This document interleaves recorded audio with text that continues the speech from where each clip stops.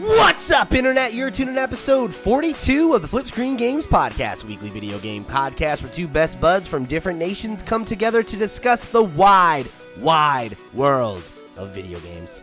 I'm your host, Pete and Bessie, joined as always by my very good friend and co-host, Mr. Steven Radford. Hello. Welcome back, Steve. It's another big pile of PlayStation news today. As well as a little Star Wars peppered in. So it's a great day for your boy here. I'm staring down the barrel of a 3-day weekend. We got a lot of fun news to discuss. How you doing? I'm doing all right. Yeah, surprising week for news. It was like, it all started with this Jim Ryan investor presentation, and then it kind of spiraled out from there. We've got some random stuff about like new PlayStation Studios titles being produced, like movies and TV shows. Then a State of Play gets announced, and then like a Star Wars game gets announced. It's been a big week.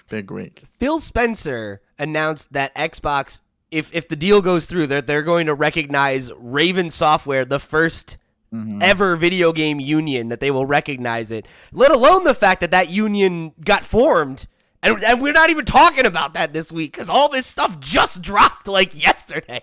So somehow all of the stuff I thought we were going to talk about just in the rear view already, because that's the way news is working now these days as we barrel towards the, I guess Summer Game Fest season, we'll call it now, because it seems like E3 is no more here. But did want to just acknowledge that real quick. Huge news. Congratulations to the folks at Raven. Here's hoping that everything, that transition is smooth when, if and when, I guess I should say, they fall under the Xbox banner. But was glad to see Phil make that comment. So yeah, we've not public. It is worth noting that wasn't public. It was in an all hands meeting apparently, so it hasn't publicly been acknowledged yet. But I think he's kind of made it clear he's a man of his word. I think so. I think if he's saying, I think so. I think regardless, he's probably going to go with it. Regardless of your feelings on Phil Spencer, I think that's my impression of him anyway, right? Is his track record has been pretty good in terms of doing what he says he's going to do. So I think you can probably take that one to the bank, but we shall see. We also had that the rumored puck thing, the streaming puck. Yes. Oh my God. Yeah. And that they've officially acknowledged that it existed and the code name that Windows Insider got, and that it's being rebooted. So we might not see it anytime soon. They're taking a fresh approach, but. Yeah, we probably would have spoke about that for a long time as well, but there's just too much in that. I swear to God, it was like side of things. PlayStation knew, right? They're like, FlipScreen Games, they did a PlayStation episode last week. It's going to be Xbox's week this week. No, not today, not on our watch. We're going to drop several huge pieces of news that could have been a podcast. We could have had 4 podcasts out of this PlayStation news, but we're going to just get to all of it today. But before that, let me remind you for the last time that this episode of the FlipScreen Games podcast is brought to you by our Patreon producers for the month of May. And they are, of course, Christian Oliveria, Christopher Valenz, Gabriel Hasselmeyer, a.k.a. Asobi, Mary Berry, Smilky Shake, Wakahula, and Zaid Ida. Thank you all for your support over on patreon.com/FlipScreenGames. Y'all are the real, still the real, and we appreciate your appreciation of this fine program. Remember, even if you don't have any money to toss our way, there's a bunch of ways you can get involved. Head over to our website, flipscreen.games. You can find links to our Patreon. You can find links to our Twitch channel, our Discord, our email address if you want to write in and be part of the show. However you choose to get involved, we appreciate you being here. And that's enough shilling for now, right? Let's jump into this, because otherwise we're not even going to get to all this stuff today. So, right before we were getting ready to go live, we are recording this show a little later than we normally do. And of course, today, the 27th, is the Star Wars celebration. Big day in the Star Wars community. And we got a brand new trailer for the sequel. I'll say the hotly anticipated sequel to Star Wars Jedi Fallen Order, which is, we got an official title for it. It is Star Wars Jedi Survivor.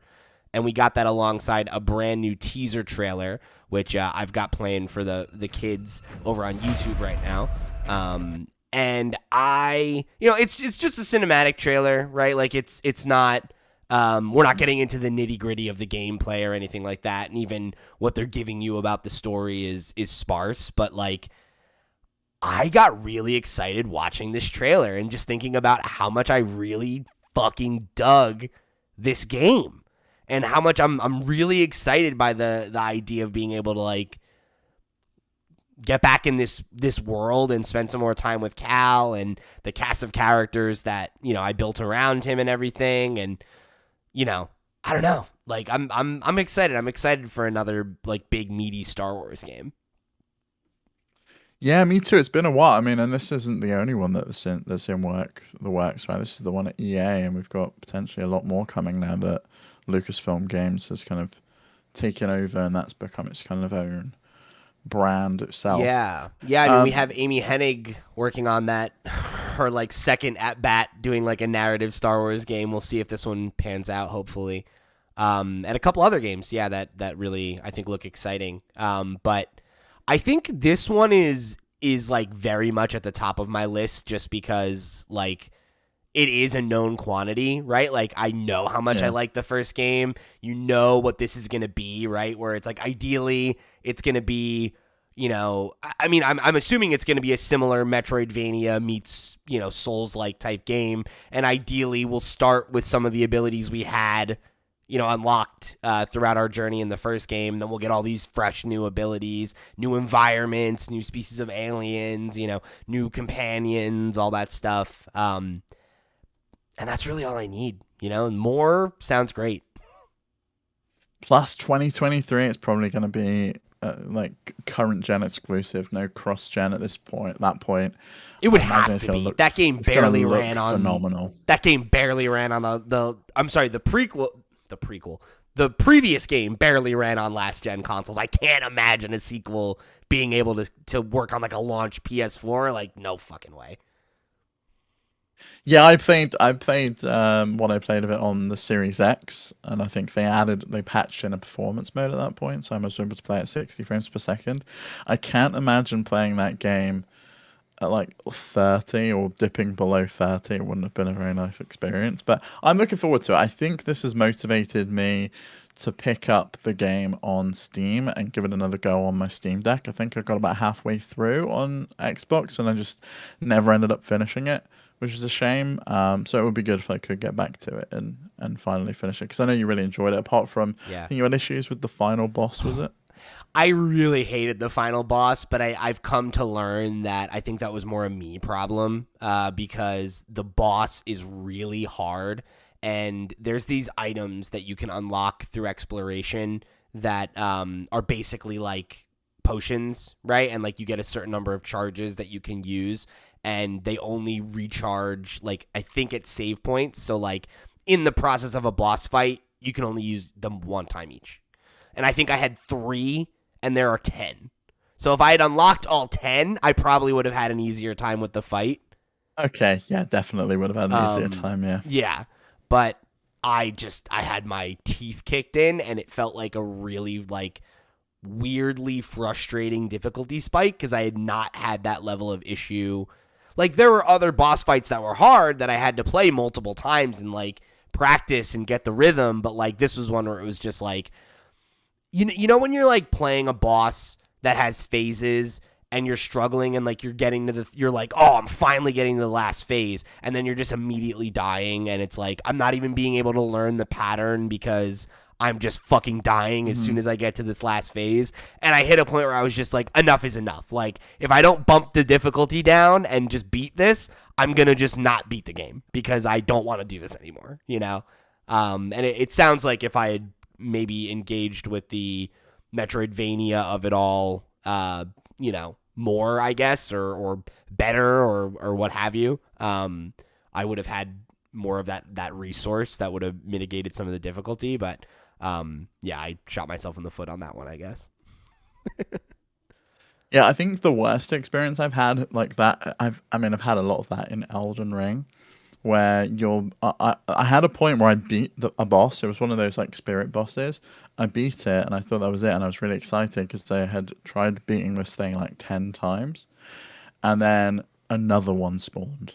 immediately after, and you had to kill 2 of them in a row. And I was like, "Fuck this!" And I just like, it was the first time I rage quit that game. I was like, "No fucking way!" I lost all of my runes. I was just so annoyed and frustrated with the game. I was just like, "No." So I can understand your frustration coming from it, especially if it's not really clear. Like if you haven't really played this kind of game before, I guess you don't really understand because I would imagine now, like going into Elden Ring, knowing that you need to go get more potions and like golden seeds and things to like ensure you've got more charges and stuff. You wouldn't just go into a battle with 3 potions.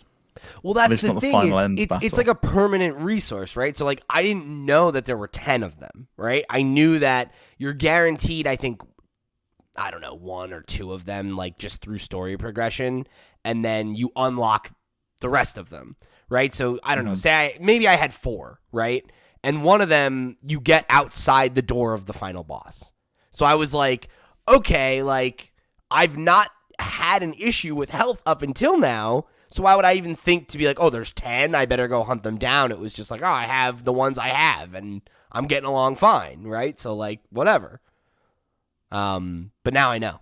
Right now I know, so I won't have that problem this time around in Jedi's. I will be the Jedi survivor. I'm pretty confident. What's the name of the little robot that they have in Fallen Order? I forget. It's like K.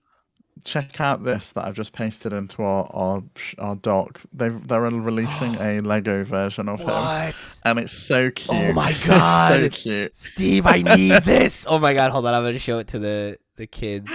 Yeah, it's just it's a little Lego version. So cute. I really hope someone motorizes it because it'd be so cool to turn that into like a little walking Lego Technics robot. I love him. I think he's one of my favorite droids. I love the design of like the little legs and everything. Like I just think he's so cute. Mm-hmm. What is his name? Let me see. Jedi Fallen Order droid. BD1. That's his name. BD1. Okay. I love him. Dude, when I was in Disney World a couple of weeks ago, like in the Star Wars space, Sarah just randomly dropped his name. She's like, oh yeah, like it'd be cool if they had like BD1. And I was like, why did you? I didn't even remember his name. Why do you remember that? And it's like I forgot. Like she played that on PC, and I don't think she finished it either. I think she kind of burnt out on it. But so she owns it on PC, so you can access it. Oh shit! Maybe I can. Yeah, I'll have to have her share her Steam library. They've just added easy account switching on Steam Deck as well. So if you go to the power menu, you can just switch accounts now. I got to figure out the library sharing thing because that's clearly my issue. Is like if I just have access to my, whoever shares their library, you'll be able to play it. Yeah, then I can play it for free. That'll be great. I was thinking about playing it again on Xbox, but maybe I'll do that. So, we'll talk more about Jedi Survivor as the news comes, but 2023 is what they're claiming right now. Hopefully they can hit that date. I would love to play this game next year. And I hope that they had the time that they needed on it, because I know that was a game that, like, it came in kind of hot, and, like, I remember in the first, like, week or two, there was a lot of, like, complaints about performance, and I remember I got the game a little bit late, and like they had done an amazing patch that had solved a lot of the issues that people were encountering. So hopefully, with how successful the original was, they take the time to make sure that this one comes in a state that is, stable for everybody and is really being able to take advantage of that next gen hardware. I think they will, and and personally, I think Respawn is EA's like finest asset at the moment. They really are pumping out some incredible games. Like just look at how well Apex is doing. Yeah. And this they've got a good track record. The Fallen Order was like one of the most successful games in EA's portfolio. Yeah. They were like it really exceeded expectations. So, I agree with you. I think they're a real crown jewel studio over there right now. And I mean, not for nothing too, right? They also birthed Vince Zampella, who is, I think, the most important person at EA, right? Like the renaissance EA is going through right now, I really attribute to him becoming a board member and bringing on other like-minded people in leadership roles who have, done some really good work, and I think are doing a good job of kind of dusting off the brand and giving it a little bit more clout again, which as somebody who likes a lot of the studios and IP that EA owns, I'm excited to see that. So let's transition over to the PlayStation conversation because there's a whole lot of it. We'll kick things off with the announcement of a State of Play coming on June 2nd, which is supposed to be around 30 minutes. And PlayStation promises exciting reveals from our third-party partners, plus a sneak peek at several games in development for PSVR 2. So this is interesting because, this is a place where, like, Sony has been weirdly absent the last couple years, right? Like, they really haven't done a lot of, like, State of Play or any kind of presentation in this, like, June E3 Summer Games Fest season. So it is exciting, and I think that puts a lot of expectation on this presentation, and I hope that PlayStation has the goods and that they're going to come and deliver and not have it kind of... I don't know about that. And that's the thing is I don't know that that's what it's going to be. Considering, like, they've put the emphasis on third-party stuff, like, it makes it seem like they've got nothing for PS5 from their studios to show, and I feel like that's what people want to tune in for. That's what they're excited about is, I want to see the Last of Us remake, or I want to see what's next from Naughty Dog and what they're doing, or what's Sony Bend working on, or where's God of War Ragnarok. So I feel like that's what people want, or they want to see more details about Wolverine or the next Spider-Man game or whatever. Yeah, and I don't think we're going to see that, unfortunately. No, we're not seeing any of that by the sounds of it. We're probably going to see some of that Horizon PlayStation VR 2 game. And we'll talk about it more. Like, Jim Ryan's presentation mentions that there's 20 plus PlayStation VR 2 titles at launch. It's not clear if that means that they're like PSVR 1 titles that have been upgraded for PSVR 2, which I would imagine some of them are. Like, Beat Saber's probably going to be there. It's the most popular game on basically every VR platform. Yeah, I wonder if they'll count that. Updated. I think they probably will. But I'd like to see what else they've got up their sleeves. I'd love to see something like Half-Life Alyx come over. I think it's about time that we got some serious VR games announced. Because at the moment it seems like we've only got the Horizon one, which is like an on-rails game by the looks of it. So I'd like to see some more serious games come into that platform. And, like, they have studios that are pretty, dedicated to doing VR. So, like, you have to imagine that they have... a first-party VR-specific title that you can only play on PSVR 2 that they're going to want to show off. Do you think that's going to be the case? Do you think they'll only be on PSVR 2 based on their PC strategy at this point, though? I mean, unless PSVR 2 is PC compatible, which it could be, I don't see them putting it on another VR device because I don't think that that's the same thing. Who knows? I've been wrong before, right? We'll see, but I think that the things that I've said about PlayStation's PC plans have mostly held true, right? I said that, like, games that would come to PC, it would always be later. It would be more than a year removed. It would probably be closer to like an 18-month cycle or longer. Something like that, I guess, could happen. But I feel like with what Sony's doing with VR and the fact that, like, even from PSVR, right? Like, they decided to plant their flag in the consumer VR space, and they are, one of the big competitors in that space, right? Like, they are. They're number 2, and behind Meta. And I think that with that in mind, they can't afford to let their premium software go on other devices because the differentiator for them is that they have games and they have real, like, premium games that are exclusive to their platform. And I think that, like, they can't compete with Meta in terms of investment in tech, and they can't compete with, some of the other competitors in the VR space because they're not as big a company.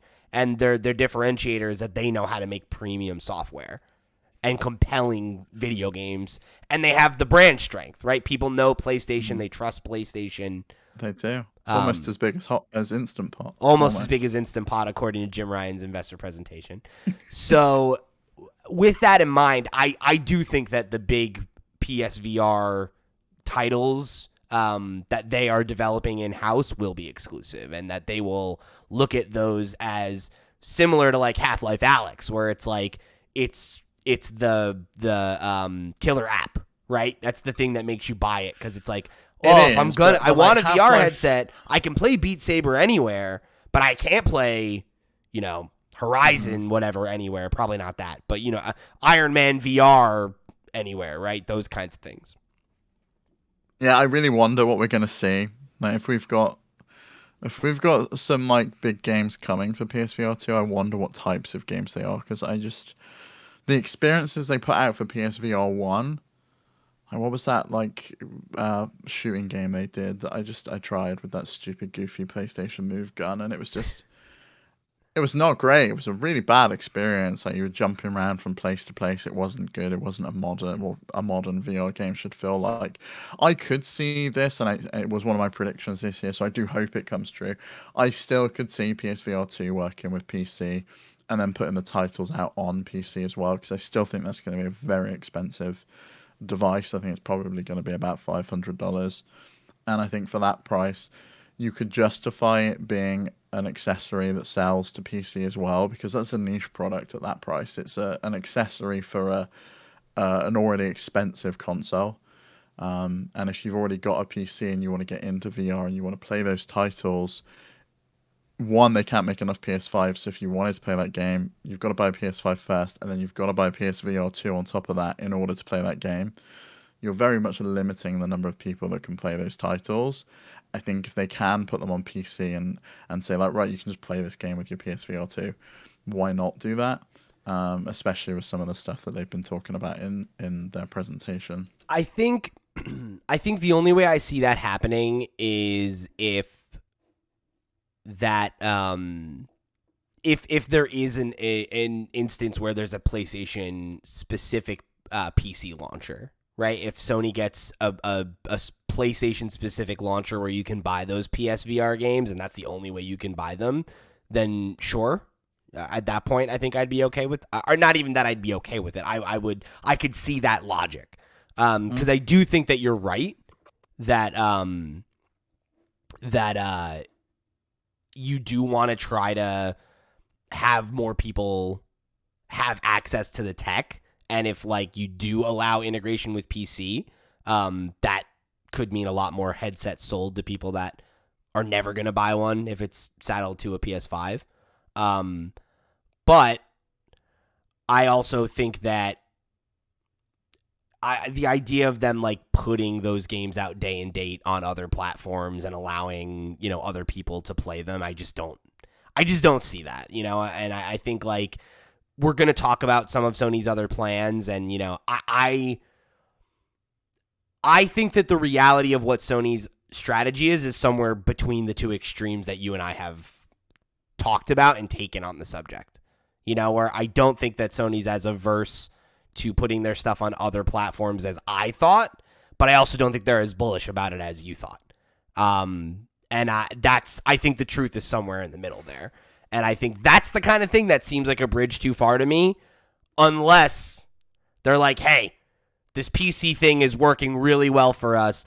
Let's put out a launcher and stop putting our games on the Epic Game Store and put them on the PlayStation Store, and, and kind of lean into that. I think that's something that could make a lot of sense. And I mean, like, there is evidence to point to that. So we're going to jump around a little bit between the presentation, but let's talk about the PC growth, because that was one of the big things that they called out, right? So, they, in the presentation, there's a slide that has a quote, exponential growth to be sustained by PC titles beyond fiscal year 22. They're forecasting 300 million plus in revenue from PC games this financial year, which is up from 80 million in 2021 and 35 million in 2022. So I mean, that's already huge, right? They're forecasting more than a triplicate increase of what they made in the space this year, which points to the idea that they're probably going to release a lot more games, or that they underestimated how much people would want to buy these games on PC. You're muted.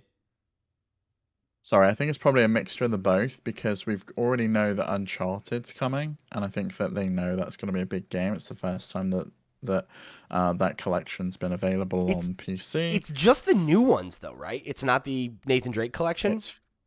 It's just 4 and the Lost Legacy, I believe. Yeah. I think that's a bad call. I really feel like that's going to limit their success. But yeah, me too. And I think we already had rumor that The Last of Us was coming as well. I think that was on a slide. And I would imagine, and we've also got the rumor that what is it? Oh gosh, Returnal. Sorry, is coming to Steam, right? Yeah, and that'll be the first PS5 exclusive. Yeah, because that showed up on Steam on a Steam database. So that's the first PS5 exclusive coming over. So they've potentially got 2, maybe 3 big games coming on top of all of the existing titles, which I think is really only Horizon Zero Dawn, Days Gone, and God of War. It is. And maybe do they get like a slice of the director's cut of Kojima's game? I don't believe that they do. I think that's independent. I'm not sure how that works exactly, but I believe that I don't think it's published by Sony on Steam. You can look that up though. Mm-hmm. If they're the publisher, then they would get their cut. But so I do. While you look that up, I do want to talk about some of these numbers because they're really impressive in a couple regards. So Horizon Zero Dawn is the oldest game, right? That's been on these other platforms. When was that released? I'd love to get a date on 2020, August 2020 on PC.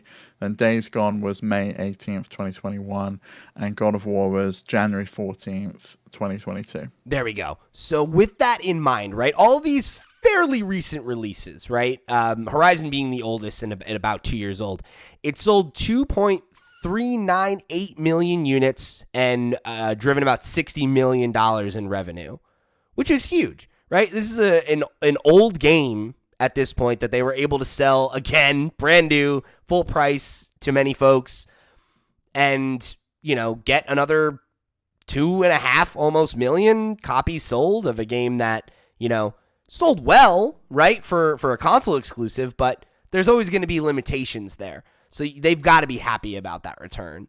And even more so for Days Gone, which has 852,000 units moved for $22.7 million in revenue, which is, again, huge for a game that I think is safe to say Sony feels like underperformed, right? Considering they didn't believe in it enough for a sequel, all that stuff. Yeah, that game had sold 8 million copies by 2020, apparently. So 10% again on PC. Horizon is down as selling 20 million copies on both PlayStation and PC as of January this year. So that's again 10%. Yeah, well, if you take off the 2.4 million, it's over 10% because that's both platforms combined. So they're looking at 17.5 million that they sold on PS4 and then 2.5 million on PC. Presumably they've sold more, but by this point, because these were as of March 2022, these figures. And you got to imagine more copies got sold in the hype and aftermath of Forbidden West. Yeah, Forbidden West, and I've been considering picking this up just because of Steam Deck. I'm just like, yeah, I kind of want to run around and play these games. No wonder now that those little handheld PCs are becoming more of a thing, how many people are gonna bite on these again for a second time? Make another handheld, Sony. Do it. And then God of War, the most recent to come out, is at 971,000, almost 1 million units in just a few months, which is huge. Speaks to what an appetite there is around that game. $26.2 million in revenue. Probably is at 1 million at this point, right? Because these figures, like I say, are 3 months old at this Yeah. point. So And what was it's did you have the really, really lifetime sales on exciting. God of War? I don't on God of War on PC. 1 second.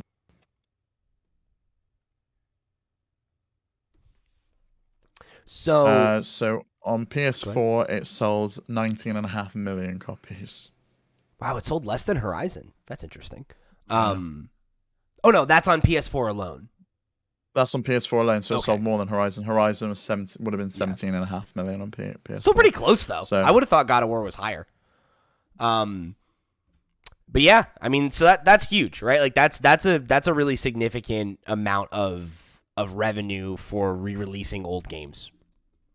So I'm sure that they're really happy with that return and that they're going to want to try to replicate that success as much as they can. definitely will. I mean, I think we've seen that in their investment in studios like Nixie's, who are just dedicated to porting, and they specifically called that out in this deck as well, that they purchased them to port games to PC. Yep. And that was their primary purpose. And there was also another point here that they're expecting around 30% of their releases to be on PC in 2025. And that's, to contextualize that, they don't mean that 30% of the games that they release will be like PC only, that they'll be releasing PC games. It's more that 30% of the games that they release will also be on PC by 2025. So it's games that they're releasing in 2025. So they've got this chart with a split. So it's like 55% is going to be a PS5 game, and then PC games will take up like 30%, and then like 20% of the rest will be mobile games. But there's probably some crossover on that, especially as they shift into live services. Right. And you got to imagine that, like, of that, right? Like, I'm sure a lot of that is re-releasing old titles on PC. Yes. And, like, you know, we know that with Bungie, like, they have plans to release games that will be cross-play with PC day and date and things like that. So, yeah, I don't think that it necessarily means that they're moving into developing PC-only games, but I think it's just that, like, more and more they're going to be trying to leverage PC as a platform where PlayStation exists, you know, which makes sense, you know, given some of the moves we've seen them make. And I mean, again, looking at these numbers, right, like to put out a game that came out, 3 years prior, 2 years prior, 3 years prior with Horizon, more than that with God of War, and be like, let's sell another couple million copies.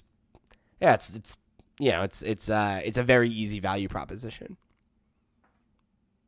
Yeah, I think so, and I think that we're only going to see more of them, which I'm very happy about. The mobile strategy for me is more interesting because I don't know that they have a mobile studio at the moment, and they say they're going to establish a network of internal studios and projects and co-develop with top IP industry leaders. But they've got down projected for this year that 10% of their games released this year will be mobile games, and we haven't seen a single one of them yet. And I don't know what studios that they're going to have. They've got down Firesprite as a mobile house on their list of studios, and Valkyrie down as one of their mobile studios. So maybe we'll see something from them. I'm curious what game it will be. What will it be? An existing IP? Do you think? Will it be something fresh? Will it be like a puzzle game, or will it be like a gacha game? What do you reckon? I don't necessarily have many thoughts in terms of like what kind of games we can expect, as much as like I think the thing that makes the most sense to me is like they have a thing here where it's saying like co-development of top IP with industry leaders. I think that's the thing that makes the most sense, right? Is like, how do you do like what they're doing with Horizon, right? Where it's like, hey, we're going to make this Horizon VR game, right? That is like a way for you to experience the Horizon IP that you know and love in this fresh new context. And I think it's not any different than the television strategy that they're employing, right? And like this was another piece of news that came out, not related to the investor call, but just like kind of in this same window, where they've announced a couple new PlayStation Productions series in development. There's going to be a Horizon show at Netflix. There'll be a God of War show coming to Amazon and a Gran Turismo show in development with no service Going announced. somewhere. Yeah, somewhere. And then there's also like, they talked about like Uncharted and like some of the movie initiatives, and of course like they have that Twisted Metal series in development and a couple other shows. So we know that this is a strategy that they've been leaning into, but I think it speaks to what this like is talking about in a very broad sense, right? Where like I think the goal is to leverage their IP in ways beyond putting out games on the PlayStation console, whether that's an HBO show or a mobile game or a live service Lego set title, Lego set, whatever, right? Like it's honestly very similar to what we've been seeing from Nintendo, right? Where like in their investor talk a couple weeks ago that we discussed on Nintendo Noise, they talked about how part of the strategy of keeping their audience engaged across generations is engaging them everywhere and even outside of video games, right? And making us, right, the player, care about an IP so much, or like having us develop that relationship with an IP so much that we're willing to maybe try a mobile game or watch an HBO show or whatever, right? And that like making Horizon bigger than Horizon Zero Dawn and Horizon Forbidden West. And maybe there's a comic book, right? Like they want those IP to have prestige and be able to be leveraged for new audiences in new ways, right? And it's like, I think like it could be as simple as something as like, you remember that Fallout game, the Vault game that they made? That was like a mobile title. Yeah. I could see that exact same game for The Last of Us, right? Where it's like, oh, it's a management sim and you have a community and you need to protect it. And like, that's it, right? Or like, I don't know. Like maybe it's, they have that Last of Us Factions game that's in development. And maybe that's playable on mobile in the same way that like Fortnite is playable on mobile. Right? Yeah, I think the more I think about it, the more I think that's probably the move. We'll talk about it a little bit more in a minute about the live service strategy, because that's a massive chunk of this presentation. But they've got 3 titles projected for this year. One of them we know, it's MLB The Show 2. But we've got 2 more live service games due from SIE. So not Bungie, excludes that. So probably one of those is probably going to be, or both of them, playable on mobile. Or Bungie's releases maybe are like going to be the games that target mobile.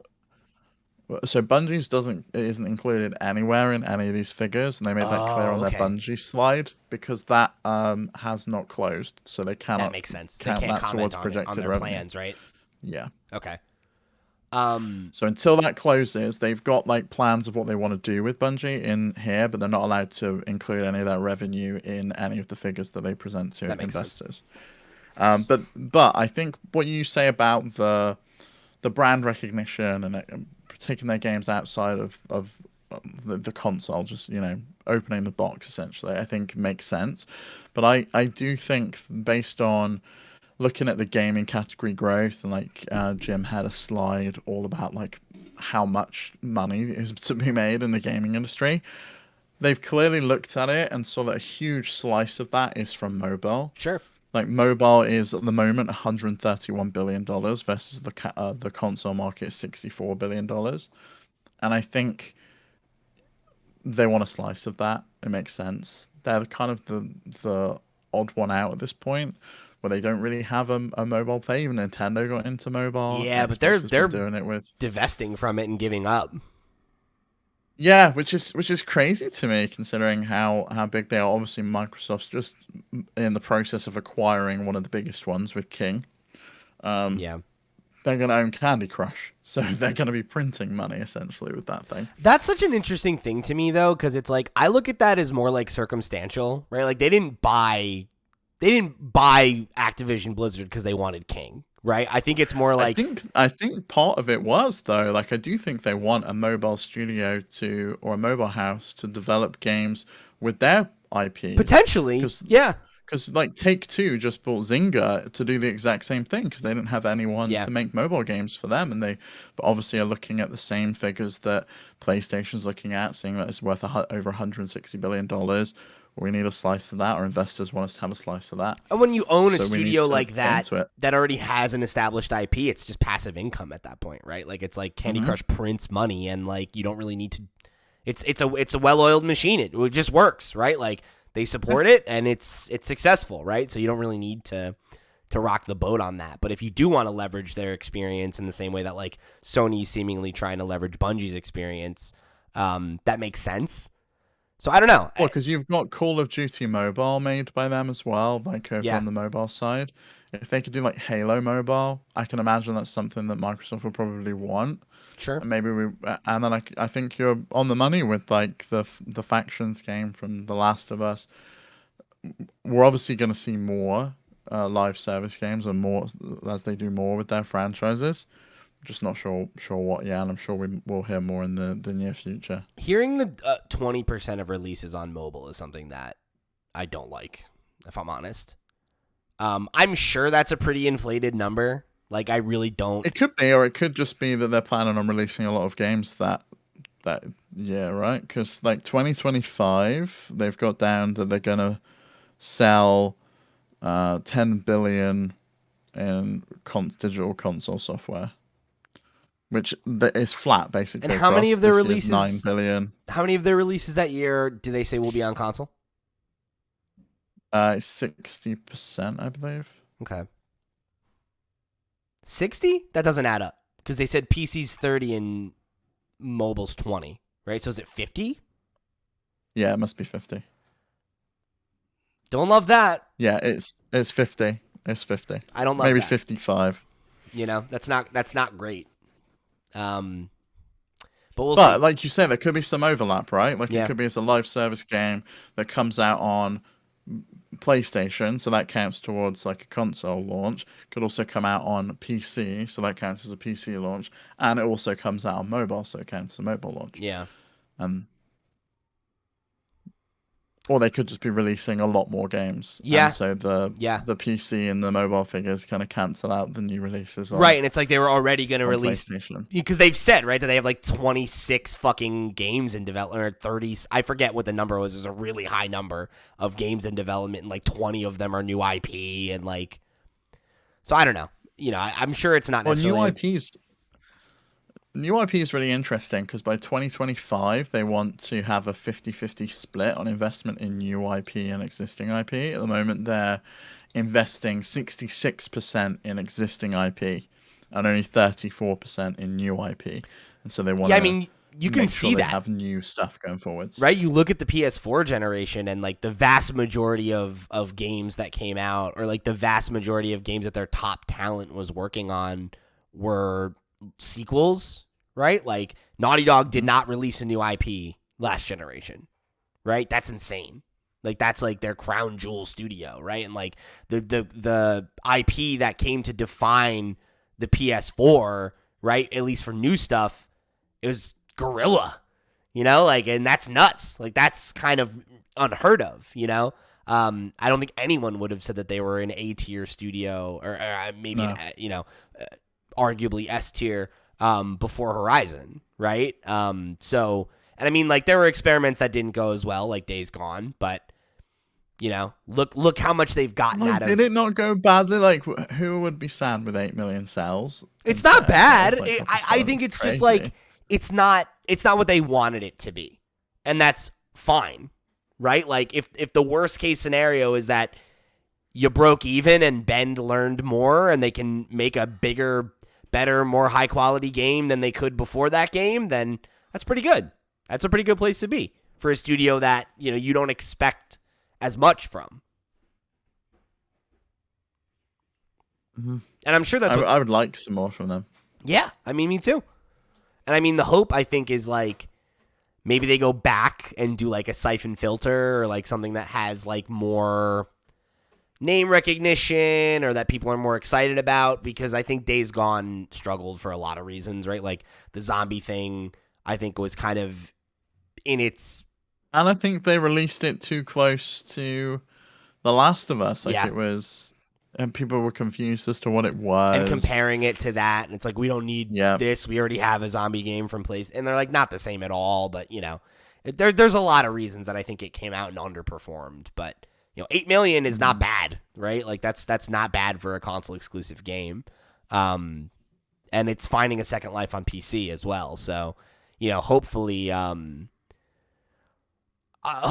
we see them make good on that promise. I would love to see them really, really change it up, because as much as, video games are inherently like a very nostalgia driven medium, like people love for old things to become new again, and they love to go back and play old things, and that's a huge part of the culture, right? And like, that's great. Like, you look at something like God of War, where you can take an established IP and dust it off and look at it in a new way and reinvent it for a new generation, and that's awesome, right? And like, I don't necessarily want them to stop doing that, but I want more Horizons. I want more Returnals. I want more fresh, new things that when I look back on the PS5 generation, I'm like, oh, this game came out, Like, that's what I want to be thinking about, not like, oh yeah, the 4th Uncharted came out, cool, or like, oh, okay, Last of Us 2, great, but we know Last of Us. This is an established. What about Last of Us Remake, though, Pete? Hey? And that's the thing, right? Is you got to have some of those safe bets. I get it.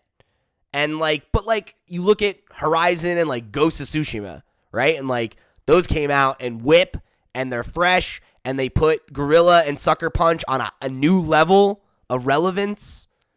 That's what we want, right? That's what we want to see. And I want that for Bend. I want that for the other studios in their portfolio. I want to see all of those studios keep rising their star power, and have Sony have this stable of like AAA studios that are just known for quality and for like originality, Yeah,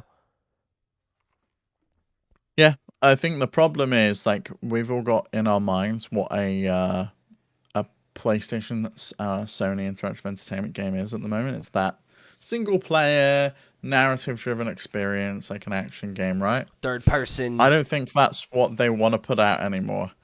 49% of games currently being worked on by PlayStation Studios are live service games, and it's expected to rise to 55% in 2025. The only live service game I have at the moment is MLB The Show, and that's on Xbox and Switch as well. So I wonder if we'll see other live service games come to other consoles. I don't think so. That has more to do with the MLB than it does with PlayStation. Yeah, fair enough. I mean, I wonder if, like, say they do like a live service game for Marvel with Spider-Man in it. Does that show up on another platform? Like, I could see that happening at that point. 3 live service franchises expected by the end of this fiscal year, with 12 by the end of 2025, and that just seems like insane to me. Like, don't think I can even name 12 franchises that PlayStation have and operate and regularly release new games for. 12 IP? 12 IP. Well, regularly, I think, is the sticky wicket there. I could name 12 IP that they own, but yeah. I think that there's a chance that this is one of those numbers that, again, it's like, what does this actually mean, right? Because like, I agree with you that I think that Sony wants to be known for making more than that, but I don't think that they feel like they don't want to make those games, because those games are their bread and butter and they sell well, and I have a hard time thinking that they're like, let's totally abandon this strategy and move towards all this other stuff. Maybe I'm wrong. Studios do this kind of thing all the time. Sony's leadership has a lot of people I don't have the most respect for, we'll say. So it's certainly possible that they're just going to chase trends and not think about what made them the success that they are. Happens all the time. Look at what happened to Xbox for like an entire generation, right? So, Sony loves to step on rakes. But I think there's a chance, right, that like what does a live service game mean, right? Because like you called out MLB The Show as being their only live service game. There's a ton of single player content in that game. You could play that game as a single player game. The fact that it's a live service, all that means really is that it's a game that's constantly being updated and incentivizing players to come back, right? Okay, so what does that mean, right? Like, does that mean Ghost of Tsushima 2 is a live service game because it's going to have a Legends mode, and rather than it being like one season of content and then it disappears, they're going to support it beyond the game's release? Or, is that what we're talking about? Because then that's fine, right? Like, as long as Ghost of Tsushima 2 is good and the game I want it to be, if it has a live service mode that people vibe with, that's cool, right? Like, that doesn't hurt anybody. It's if that's not the case, where that's going to be a really big problem, I think, for a lot of people. Me especially. I think if this is the case, if that's the future of what PlayStation is doing, I will not play PlayStation very much anymore. And like, that'll be that. And it'll go from being, I was a primarily PS4 player and I bought all my games on PS4 and I played all my third-party stuff on PS4, to be me jumping ship and doing all of that on Xbox or Steam maybe even. Because that's what PlayStation does. That's valuable, is those games. Nobody else, and I stand by this, nobody else makes that kind of game as well as PlayStation. Period. The end. And if they're going to heavily divest their focus in those kinds of games, they're going to lose a lot of players like me. And I think that's the backbone of their audience. I think they know that, but looking at their revenue split, something that I didn't realize was that digital add-ons for games match software sales dollar for dollar. They sold $18 billion in software, or projected to sell $18 billion of software this year, and sold $18 billion of digital add-ons for games, which includes a lot of stuff for like games like Fortnite. Sure. 25% of sales on the PlayStation Store are for free-to-play games. So there's big business to be had there, and I think that those digital add-ons are really what they want to kind of reap the rewards from. Yeah, if absolutely. they can. And I wonder if that means developing different kinds of games, or is it, how do we continue to monetize a game like Horizon Forbidden West, right? And is that... I think it could be that, right? Because like you said, the live service strategy, right? I think the best live service game I've played that suits my play style, which is very much a single player, is Hitman. It's a live service game. Sure. It's constantly getting updated with new content. There's community stuff added monthly. You get an elusive target that you can go in and you can play once, and then you've got like a chance to do it, and then that's it. And you can buy seasons. There's like a new season coming out this year with like new targets and new contracts and new things to do in the game, cool new stories. Like, they spend time to get players to come back and keep playing those games. I think if Sony can do that with their existing games, I think they're onto a winning strategy. The problem is, I don't know how they do that with something like a Last of Us, where it's a story. I think like it's just do DLC, right? Like, and like you have like Left Behind, right? Like, but maybe it's like, instead of just Left Behind, it's like buy a season pass and you'll get 4 short episodic adventures set in the universe of The Last of Us, and you'll get 1 per quarter, right, or something like that. I don't know. I think that counts as a live service, though. I don't think they see it as that. I think don't that's the traditional strategy of selling DLC for single player games, which they even moved away from towards the end of the last generation. They stopped doing DLC for their games, and it was, we're doing these like mini 0.5 games, like here's an Uncharted Lost Legacy. I wouldn't say they stopped Spider-Man Miles doing Morales, it, though, because like they also did those things, right? Like the Miles Morales and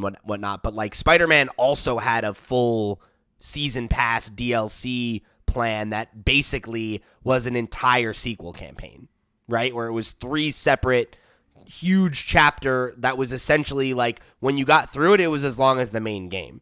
So like on Spider-Man, right? They released Spider-Man 2018, The City That Never Sleeps came out like over the course of the next year, and then Miles was out the next year. That's an insanely efficient and profitable way to develop that kind of game. And I don't know if they would count that as like in the live service conversation, but that would count into that other revenue point that you mentioned, which is the number of sales that come from digital add-ons. That is a digital add-on. Yeah. So if they want to expand the profitability of games like Spider-Man and the like, maybe that's the move. But I also know that the attachment rate for those is never as good as the actual game itself. So there's, I don't know, there's a conversation to be had about that too. But I don't know. It remains to be seen. And like it's possible that like what you're saying is certainly right, and that they're like, hey, like we are gonna lose some of those people, but like, oh well, right? Because we need to expand into other markets, and we can't just keep doing the same thing. Yeah. But the monetization strategy has definitely changed from PS4 to PS5. Like they have this chart, and I recommend everyone go to check this deck out. Yeah. For a data nerd, it's absolutely a meal. Sales of games, full games, down 21% from PS4 to PS5, and you might be able to like count that to the fact that basically they've released nothing apart from Horizon this year, really. Also, there's a fraction of the consoles in the wild. Like that's not a relevant.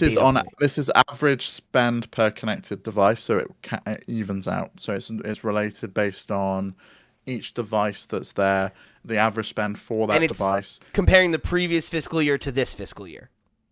It's comparing the launches of the consoles. So there was more PS4s in the wild versus PS5. Yeah. Okay, but weren't there more PS4s in the wild? There were. Right.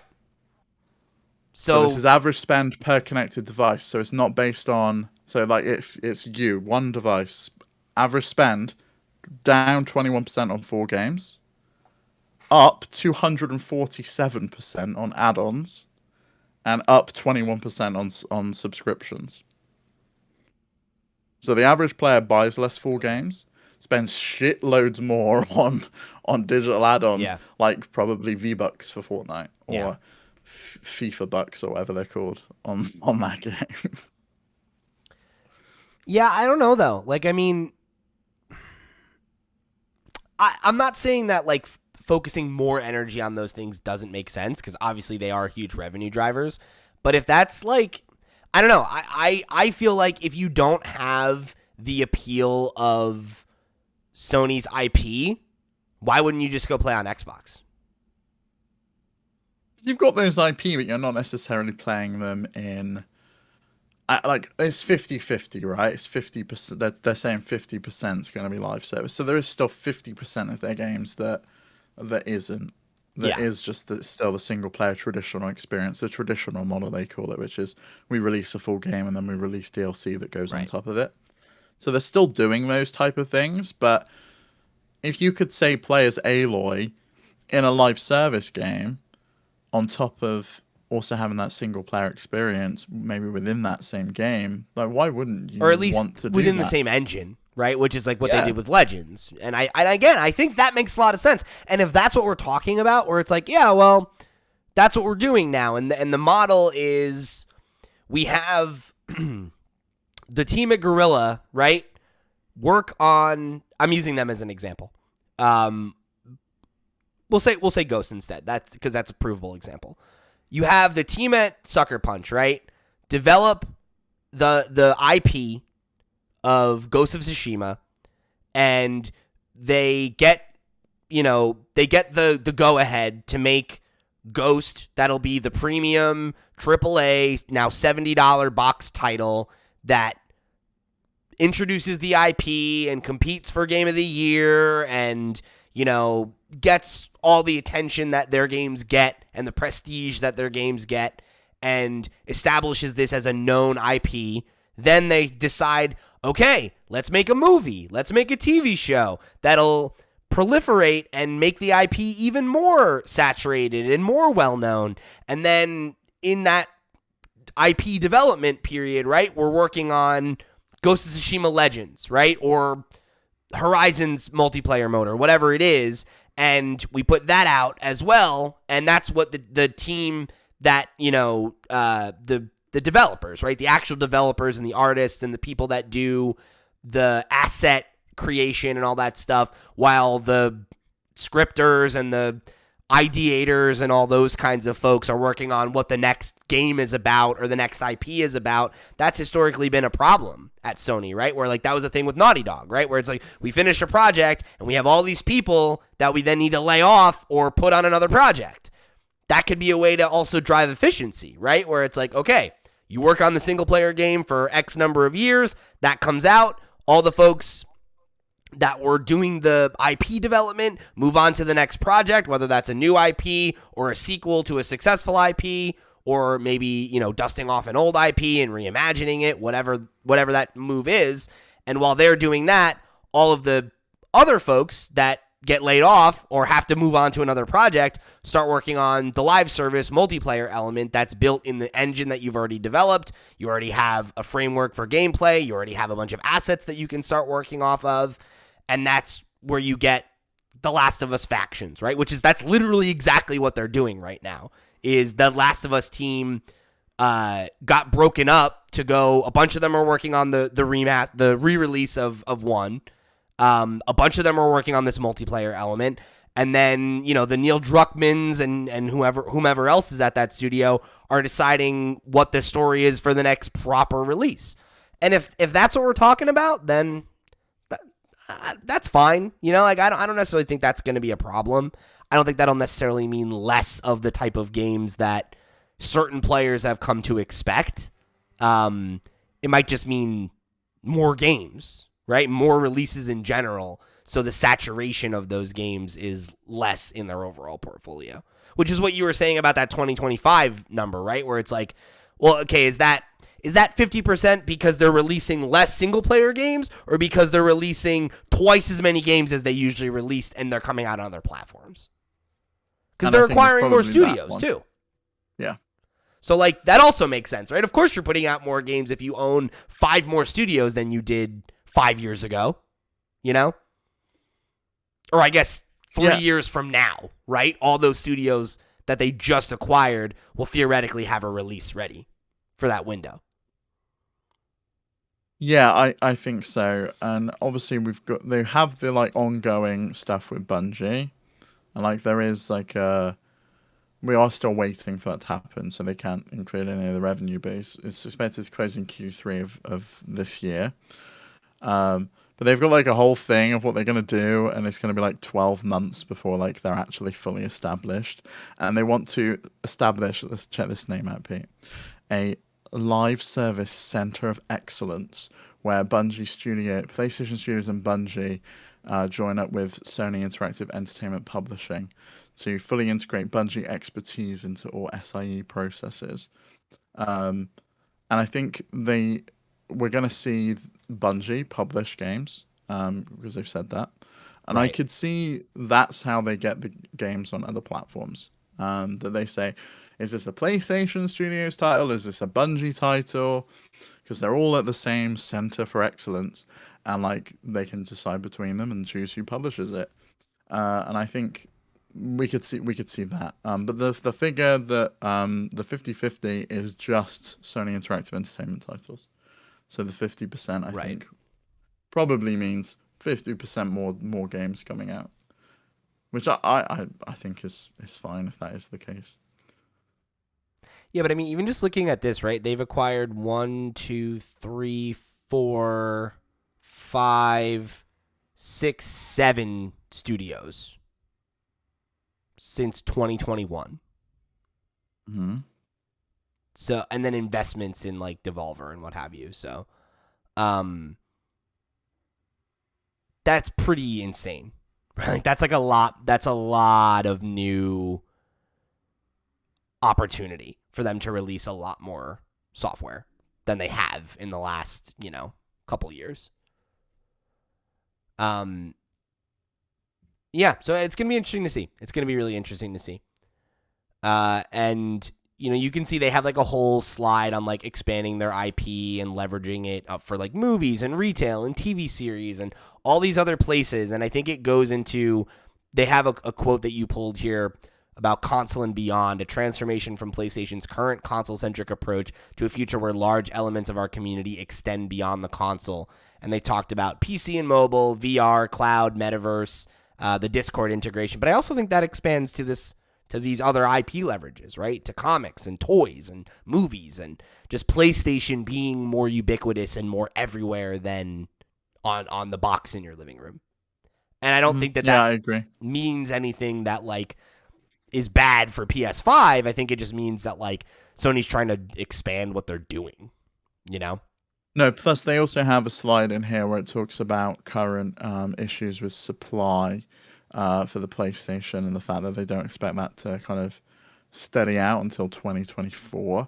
And so I think a large part of it is the fact that that's why we're still seeing cross-gen titles.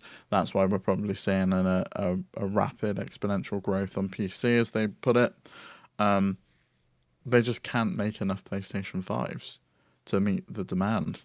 Even though like there's a really cool figure that they've got where they're selling, US retailers are selling PS5s at a rate of 1,000 a minute when they have them. My God. And they sell out in just a ridiculous amount, ridiculous like.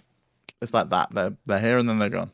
There's a lot of interesting like stuff there too. Like they had record earnings in a transition year is like one of the slides, and like that's a huge win for them that they had record earnings while putting out a new console. They said it's the first time they haven't made a loss. Like check out the PS3 loss on that slide. It's just like insane numbers. It was a huge dip. And they, like you said, there's the bid on the unprecedented demand. In November 2021, 55% of folks expressed interest in PS5, and that's, of course, launch month for PS5. In November 2014, only 28% expressed interest in PS4. And the PS4 is the most successful console they've ever released, and the, third most successful console of all time? I believe is the number. Or might be fourth now if the Switch overtook it. It might, yeah. Either way, top 5, right? One of the top 5, one of the best-selling consoles ever. And there's more than double the demand for it, or nearly double the demand. That's pretty nuts. And they call this out, which is the 1,000 rates per minute. PS4 units were selling 6 per minute at the same stage in the life cycle. So that's huge. That's huge for them. And I bet you that is also a narrative element to this presentation, right? Because when the core part of your business is just fucking slapping ass and like it's doing insanely good, and the only thing that's stopping it from growing more is a supply constraint that you literally cannot control, how do you get investors excited about how much your business is going to grow? You talk about the other places you're going to expand into and the other opportunities that you've been leaving on the table that you're no longer going to leave on the table. So I bet you that's also part of what has shaped this narrative around all these other things, is like, look how much the PS5 is just absolutely dominating. We want to extend that domination to PC and mobile and all these other places. And even if some of these bets don't pan out, if any of them pan out, that'll be really huge for a business that's already really successful for them. And there's like a whole thing about how there's a huge demand in China as well. That is, so this is interesting. For the PS4, right, they have a thing, it's week 72 sell-through after global launch. They had 250K PS4s sold with free supply, meaning anyone could get one. You could go on a shelf and grab one, and they sold 250,000. They've sold 670,000 with supply constraints being what they are. And China probably not being a market that they prioritized, right? Because historically, not been the biggest market for them. So that's another huge thing, right? Is that like China continues to develop as an emerging market that has a lot of money on the table, and PlayStation seemingly one of the console brands that's pretty entrenched there. So they got a lot of opportunity there for sure. Yeah, tons of opportunity there, and like sticking on the like retailer side of things. The PlayStation Direct store that they set up in order to directly sell to consumers, which is similar to like the official Nintendo store, and I think Microsoft has a store as well, but Sony didn't have one. They set that up, I think, last year. Um, they're expanding to other countries. They're forecasting $1.5 billion of revenue this year, which is insane. And I kind of feel like their approach is cutting out the middleman a lot because they also have the figure that 80% of software sales on PlayStation 4 is now digital. Yeah. Yeah. Which is great. I mean, right? That's cutting out the middleman. That's making them a lot more money.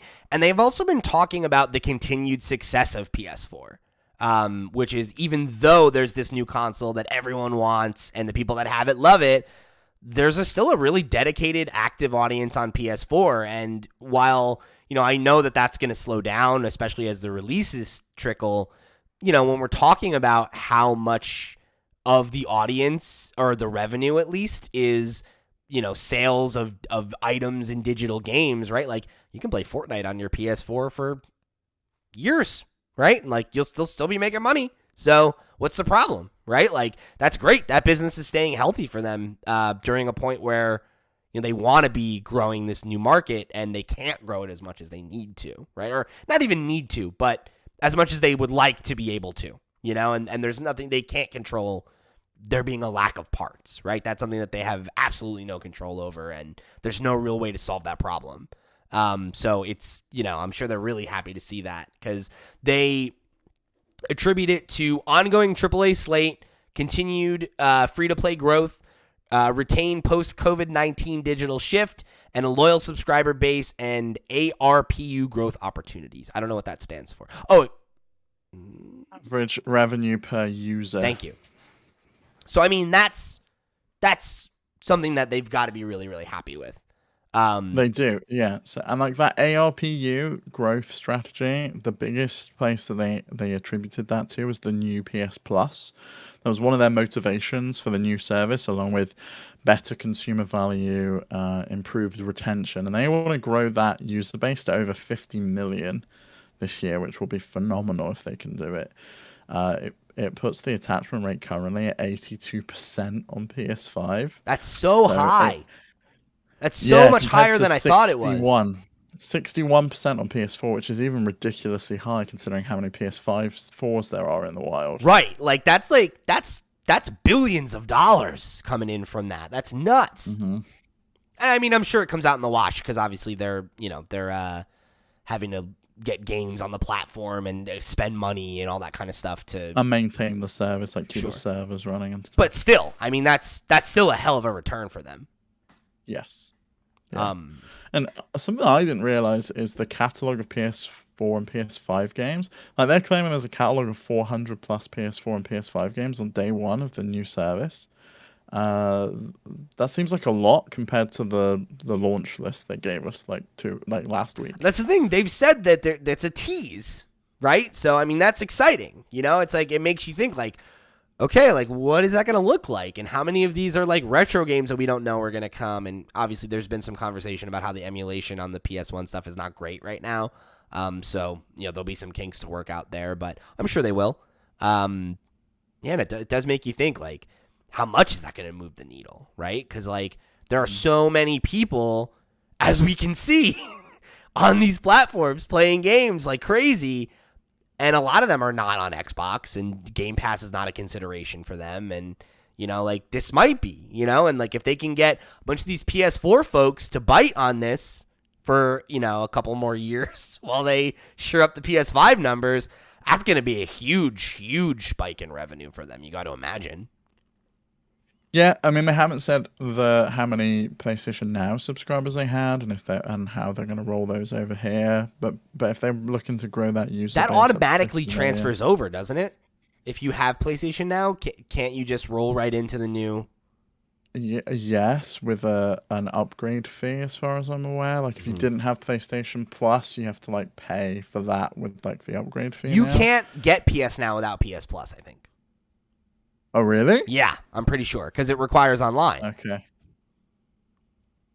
So for those folks, it's a better deal. It doesn't, because some games you can download. Like you can just download games. Like this doesn't require streaming for those ones. I I thought you still, could get PS Now without PS Plus, I'll fact check that. Finish your point. but obviously that's like gone at this point. So who knows if they're accounting that into the 50 million?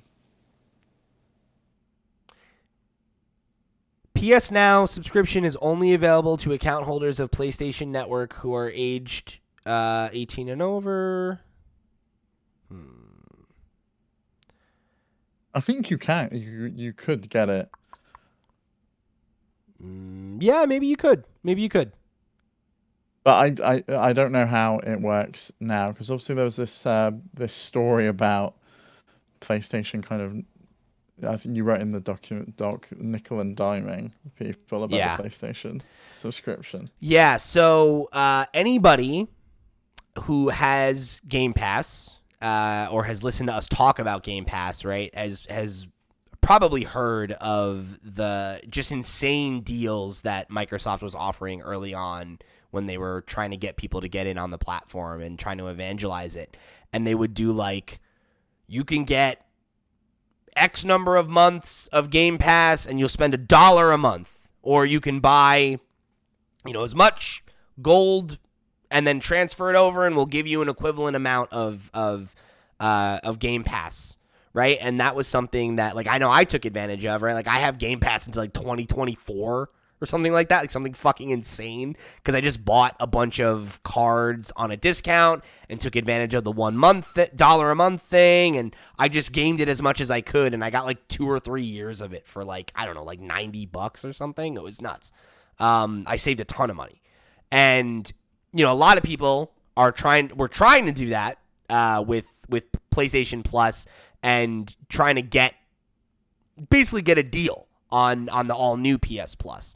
And I'm not sure if Nibble was the one who broke the story. That's where I saw it for the first time, at Nibellion on Twitter. There are a bunch of reports from Asian players who already have access to the new PS Plus, who were talking about it like on Reddit and on like some like social media in Japan and the like. And they were saying that if you got your sub at a discount, you'll be charged a higher upgrade fee to make up for the discount. And stacked subscriptions must also pay the upgrade for the entire sub duration. So if you had stacked a bunch of these to try and, game the system and have it all switch over and, kind of grandfather yourself in to a higher number of all new PS Plus months at a discount, Sony has gone out of their way to circumvent that and charge you extra to make up for that loss, which when you look at the motivations for the service change, that makes sense, like for them and, for their bottom line and what they're trying to achieve.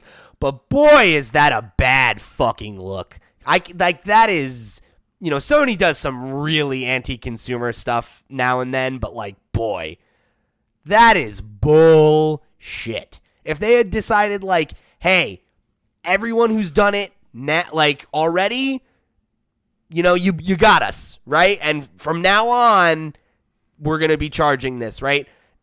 I would still feel bad about that. I would still be like, come on, man. Like, why you got to try nickel and dime people that you're already making a ton of money off of? But, like, to not even give that warning and then be like, hey, if you've stacked these up, you have to pay for it all at once, is like, that is really insult to injury, That sucks.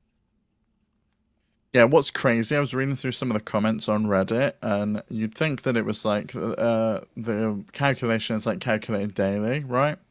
So you'd think it was like, if I look at it today, I've got to pay $10. If I look at it tomorrow, it's $9. I look at it in 2 days, it's $8 kind of thing, based on the amount of time I've got left in order to upgrade. Someone's put, no, it's not calculated daily. Hilariously, it's calculated in real time like a taxi. If we check the upgrade fee every 10 to 12 hours, we get a few cents extra discount. Interesting. And there's an update from the poster of the post that Nibble is talking about, and it says, new updated. It seems Sony, it seems like they're probably ESL, English as a second language, so I'm just going to read what they wrote. New updated. It seems Sony changed their calculation. Now you don't have to pay back the discount. Yesterday, today. And there's two their photos from the China NGA forum that they screenshotted, and you can see there's it's just like it's a difference of like almost $100 between the two. So I don't know if maybe they're backtracking on this, but yeah, very, very interesting. And you know, obviously not what you want to see. If they are backtracking, I'm sure it's because a lot of people are very upset.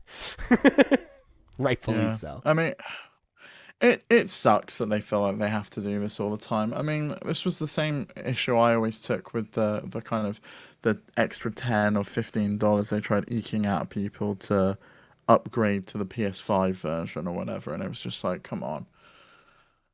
I genuinely don't understand it. I really don't. Like, they're making so much money. These are the most dedicated players. They're like on your latest console. They are subscribed to your service, so much so that they like stacked a bunch of gift cards so they could subscribe to your service for a long time. You got a lot of money out of them up front, and you're gonna forgo them. Like, they're saving of like $2 a month or something, just because you really need that for your bottom line. You know, yeah, that's it. It's that simple. Yeah, and that sucks. You know, like no matter how you slice it, it's a bad feeling. Like it's the kind of thing that, you know, unfortunately, I feel like we've largely come to expect from both Sony and Nintendo, right? Where like they do shit like this, and it's just like they do it because they can, and that's a bad feeling. And I feel like in comparison, to how Xbox has played things over the last generation or so, there's a reason that Xbox has this good guy reputation right now. There's a reason that everybody has this like, oh, ooh, we love Phil Spencer. We love Phil Spencer. It's like, yeah, well, it's why, right? Like that's totally intentional. That's very deliberate moves on their part to ingratiate us and have us think Xbox is the good guy. Xbox cares about me. Xbox cares about value. Xbox cares about the player. And Sony is making like literally the opposite in almost every move, right? Where they're like, we're concerned about the bottom line. Nobody cares about retro games. We're not going to do that. We're not going to do this. We're not going to do that.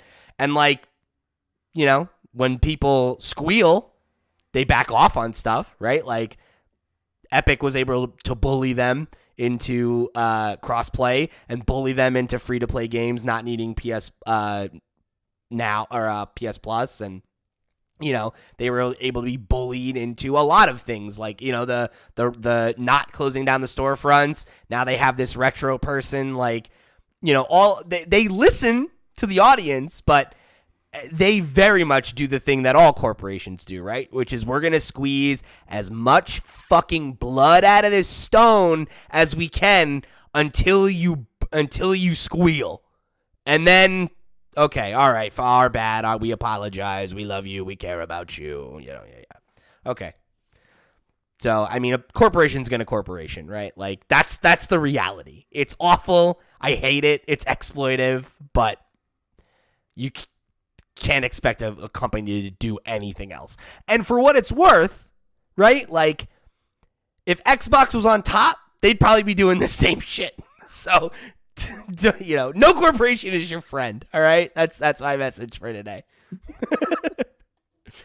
All right, so let's get through the last couple things here and close it out. You had a couple more bullets here. We talked about how there's going to be the 20 plus major first party and third party titles for PSVR 2 at launch. We'll of course hear more about those at the State of Play. We also know that they had a new investment in. Is it Excelbyte? It's Excelbyte. Yeah, they're a back-end as a service company. They work with a bunch of big players like Respawn, for example, and it's like a drop-in system for like your game, and they'll run your back-end for you. So you can like check the number of players, like anti-cheat, all of that stuff. They're meant to be like an all-in-one package deal kind of thing. So I'd imagine their investment comes as part of their foray into live service games, and then wanting to leverage Excelbyte's knowledge and software and things like that. Yeah, yeah, and I mean, maybe that's like also in collaboration with Bungie, or maybe it's more so that like they can leverage Bungie's expertise but not have to rely on their technology and take attention away from their projects. Like, I don't know, but it's something that makes sense, right, in the context of what we know they're trying to do and the direction that they're moving overall. So definitely a natural partnership, it sounds like. The last thing we'll talk about here today is it's a pivot. This is the end of the financial discussion. I think overall, very interesting presentation, very data focused. Here's hoping PlayStation continues to do these. They're always really fun when Nintendo does them, so it's cool to see PlayStation do a similar kind of presentation and make it available. But the last thing I want to talk about is that God of War Ragnarok has apparently been rated by the Korean ratings board, which has a lot of people talking about the idea of this game actually making it out in 2022. What do you think? What do you think about didn't think this was ever going to happen, but it looks like it is, right? I mean, they don't show up for nothing. Yeah. On these ratings boards, like usually this means something's coming. I think we're probably going to see it this year. I think it's probably going to hit that. If it doesn't, maybe they've got it rated so that they can, I don't know, hope that they make it across the finish line. And if they don't, maybe push. Yeah, it's ready to go at a later date. Yeah, I don't know. I mean, I obviously I predicted that it would come out this year. I think literally even like a week ago we were talking about it and we placed bets and I said I didn't think it was going to come out. I'd be really happy to be wrong. I'll tell you what. I would be really happy to be wrong about that.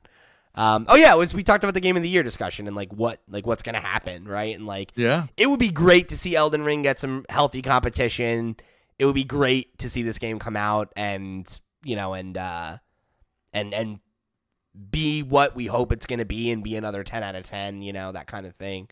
But I'm kind of resigned to it not coming out. So if it doesn't make it, I'm at the point where I don't think I'm going to be disappointed. I'll be pleasantly surprised if it does come out. But this does seem to point to the idea that it's more imminent than not. So I wonder if even if it gets delayed, is it getting delayed to like Q1? And it's going to come out like at the same time that Horizon came out this year. That doesn't seem crazy. Cool. I don't know what the timeline usually is for them to submit games to get rated at the Korean ratings board. Let's find out. Because it could be that this is the usual timeline, right? 6 to 8 months out from release, they submit it. They make sure that they're on the right path. Maybe there was something that's in the game that they wanted to make sure wouldn't get them over a certain threshold to make it not playable in certain countries, that kind of thing. Because you see stories about games being banned in Australia all the time or whatever. Maybe that's the case that they're working on something that maybe is a little bit too hardcore or something. But I would imagine they've got contacts within the ratings boards that they can talk to about that kind of thing. So my guess would be that this was submitted in a playable state so that they can assess it. So it's probably almost near the finish line. Maybe we hear about this as a surprise on Thursday's State of Play. Yeah, I think you're probably right. If I had to guess. You know what? Here, let me see. I have an article about Marvel Midnight Suns that is a similar thing where it came out on a Korean, it's like the exact same website. So let's see.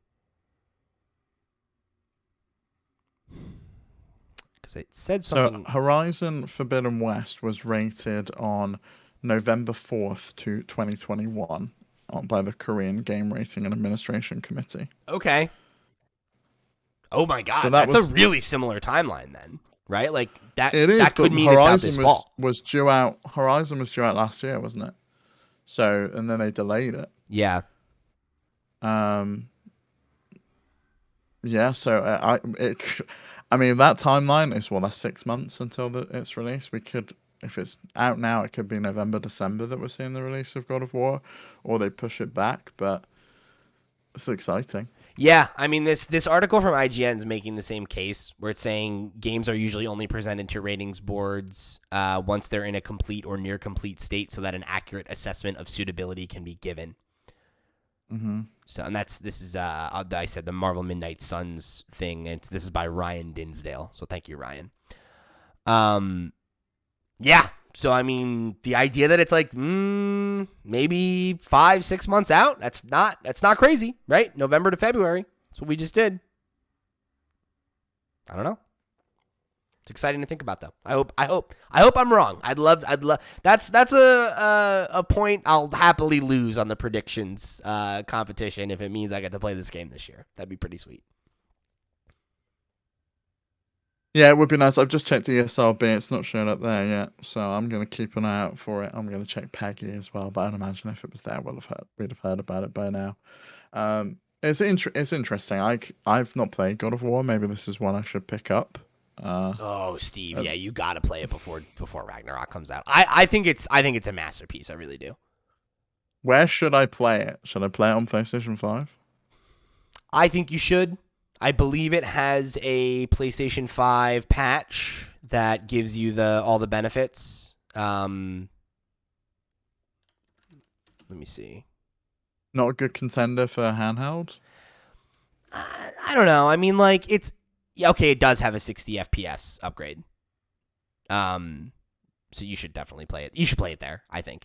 Because it's not to say that, like, it's not a game that I could see someone playing on Steam Deck and enjoying it, but I don't think that's how you should experience it for the first time.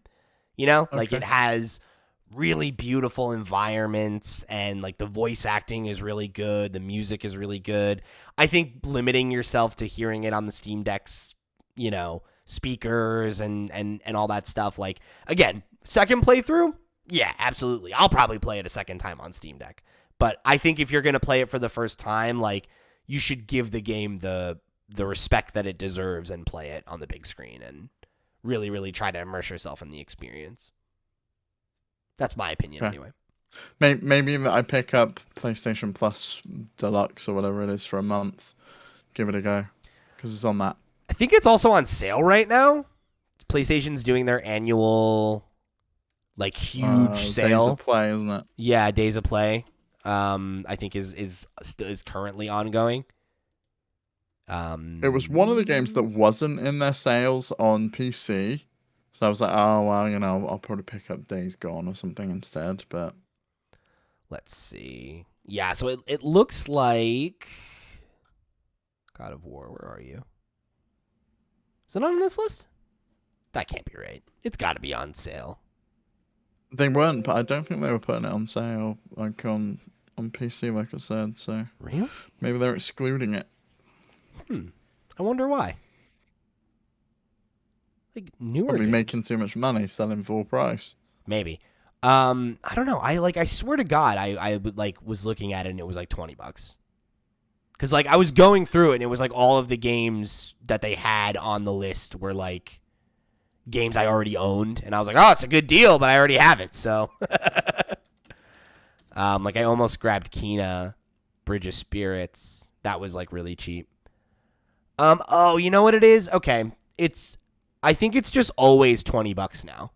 Because they put it out as one of those, you know, like the best-selling PS4 games or whatever. Like the gold ones. Yeah.